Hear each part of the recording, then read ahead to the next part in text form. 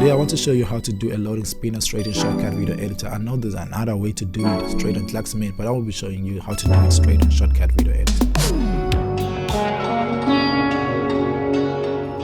So obviously the first thing you have to do is just click Ctrl I to open your first video track. You just come straight here, then you create like your first color. So I'll just do it, we'll go just with a white color.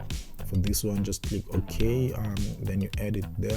Then this is exactly what we'll have. Just come straight to your filters, you come here, then you right straight to drop rectangle.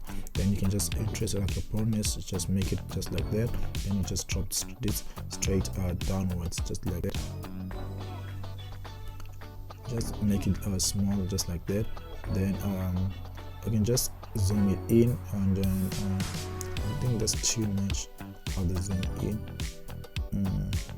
But what I want to do, just come straight here, put it around this area, and I just take this and I put it straight in the middle. Then from there, I just want to zoom this here. Then from here, I just want to add another drop rectangle. That's exactly what I want to do. Then from here, I just do everything until around here. So here, I just have to straight here. Then I just click straight to my keyframes right there. Then I go to put it around here. I just go back around here. Then here I'll just do the same thing again. Put another my thing around there. Then I'll just come around this area. This area I want this to be around here. Then I want this. Let me just change this to be to look like this. I want this to come right here. Then I want around this area. This to be exactly there, but I want this to be in the half. Then towards the end, instead of it looking like this, I want this to be exactly around here. So yeah, let's go straight to the beginning. From the beginning, let me just add a keyframe there. I want this to be straight on 0.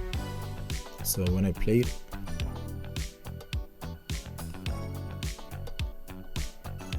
okay, that's exactly what we want. So now we just go straight to your timeline. Then you go straight here. Then you just set 360. Then you put it straight like that. Then you can also put it like your position. Actually, you don't need your position, but you can just put your position just to spin it just once.